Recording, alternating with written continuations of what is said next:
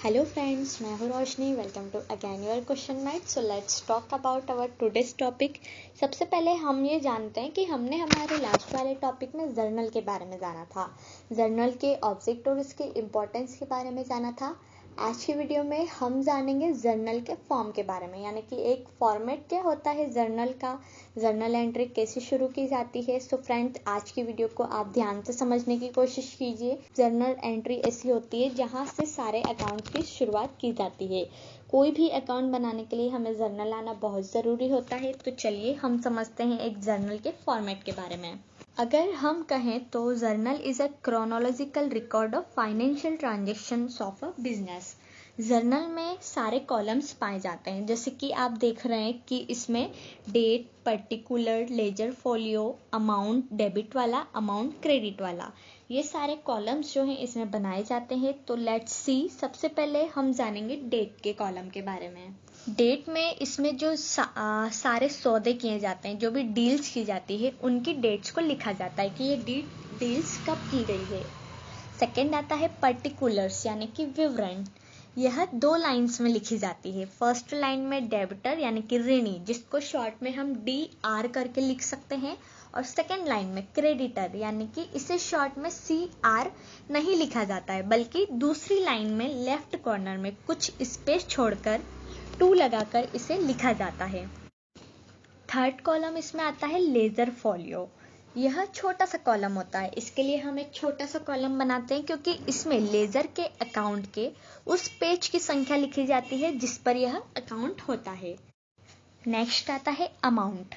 इस अकाउंट को 2 पार्ट में बांटा जाता है। पहले कॉलम में डेबिट वाली अकाउंट और दूसरे कॉलम में क्रेडिट अकाउंट वाली अमाउंट को लिखा जाता है। यानी इसमें 2 कॉलम्स होती है, एक डेबिटर की और एक क्रेडिटर की।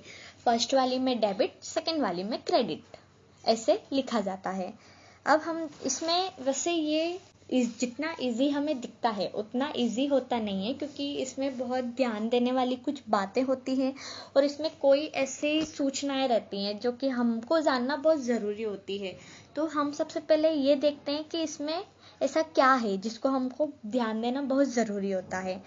पर्टिकुलर्स वाले कॉलम में अकाउंटिंग करते टाइम हमको बहुत सारी बातें ध्यान देनी होती है, क्योंकि date, ledger folio, amount debit, amount credit, ये सब चीज़ें तो हम समझ के लिख सकते हैं, लेकिन जो पर्टिकुलर्स वाला मेन होता है उसे हमें किस तरह से लिखा जाना चाहिए।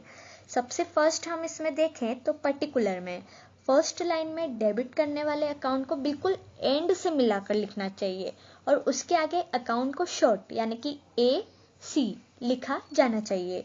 लेकिन अगर हम देखें पर्सनल अकाउंट के एंड में अकाउंट नहीं लिखा जाना चाहिए। अगर वहाँ पर पर्सनल अकाउंट है तो उसके एंड में अकाउंट नहीं लिखा जाएगा, और यदि लिखा भी जाता है तो उसके नाम के पीछे S लगाकर लिखा जाना चाहिए। जैसे कि कोई व्यक्ति है जिसका पर्सनल अकाउंट है, जैसे कि मोहन का अकाउंट है तो वहाँ पर लिखा जाएगा मोहन्स अकाउंट। सोहन का अकाउंट है तो वहाँ पर लिखा जाएगा सोहन्स अकाउंट। सो फ्रेंड्स, किसी भी पर्सनल अकाउंट को इस तरह से हम लिख सकते हैं। नेक्स्ट आता है डेबिट अकाउंट का नाम और उसके एंड में अकाउंट को शॉर्ट रूप यानी कि AC लिखने के बाद डेबिट शब्द को लिखा जा सकता है। डेबिट को हम शॉर्ट में लिखते हैं DR करके। नेक्स्ट है सेकंड लाइन में क्रेडिट करने वाले अकाउंट का नाम लिखा जाता है, परंतु यह अकाउंट एंड से थोड़ी सी स्पेस छोड़कर लिखा जाना चाहिए। फोर्थ पॉइंट आता है क्रेडिट वाले अकाउंट के स्टार्टिंग में 2 का यूज़ किया जाता है, यानी कि अगर कोई क्रेडिट किया जा रहा है तो उसके आगे 2 लिखा जाना बहुत ज़रूरी होता है। फिफ्थ है नरेशन। नरेशन किसे कहते हैं? इस लाइंस को लिखने के बाद सौदे का शॉर्ट पर्टिकुलर लिख दिया जाता है। इस पर्टिकुलर को ब्रैकेट में बंद कर देना चाहिए, इसे ही नरेशन कहा जाता है।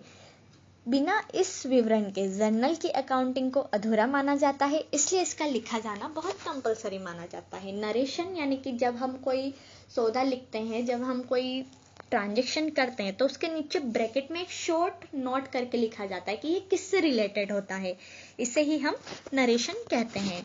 नेक्स्ट है नरेशन के बाद एक हल्की सी लाइन केवल विवरण के अकाउंट में खींची जाती है।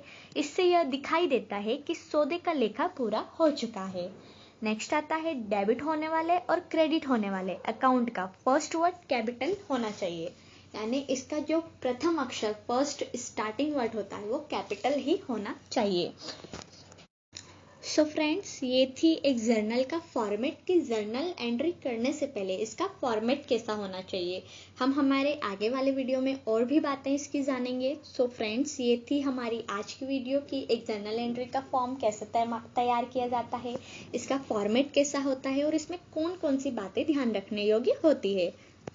आई होप कि आपको ये टॉपिक समझ में आया होगा, लेकिन फिर भी अगर आपको कहीं पे कोई कंफ्यूजन है या आपको लगता है कि यह समझ में नहीं आया है तो आप हमसे बेशक हमारे कमेंट में पूछ सकते हैं। हम आपके कमेंट्स का जवाब देने की पूरी कोशिश करेंगे। हमारी वीडियो को एंड तक देखने के लिए आपका एक बार फिर से बहुत सारा धन्यवाद। फिर मिलेंगे एक ऐसी यूजफुल वीडियो के साथ। तब तक have a good life, make a great story of your life.